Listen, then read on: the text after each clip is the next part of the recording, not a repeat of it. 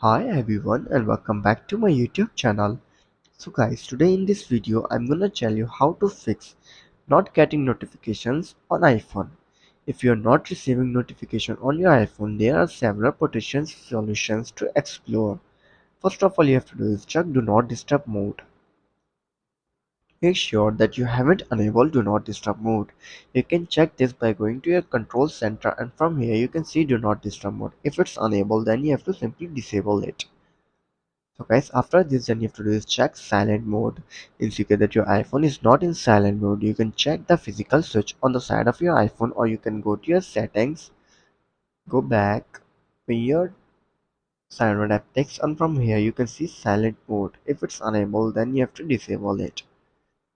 After this then you have to do is check your notification settings. Go to your settings again, open your notifications. You have to make sure that the notifications are allowed for all the apps. After checking these three simple, then you have to do is also check the volume settings. Make sure your iPhone volume is turned up. You have to go to your control center and you have to adjust your volume to the up. After checking these four and you're still facing the issue, then you have to do is restart your iPhone. Sometimes a simple restart can resolve the issue. So you have to open your settings and go to your general, scroll down and then tap on shutdown.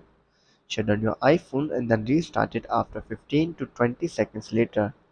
After restarting, then you have to do is update your iOS version. Ensure that your iPhone is running the latest version of iOS. Update can include bug fixes and improvement that may resolve notification issues. So you have to open your software update to check if there is any available update for your iPhone. If there is, then simply update your iPhone to its latest version. So guys, after trying this all solution and you're still facing the issue, then you have to do is simply reset your all settings. You can try resetting all settings on your iPhone. To do this, you have to scroll down and then tap on transfer or reset iPhone. Tap on reset all settings, enter your passcode and fix your issue.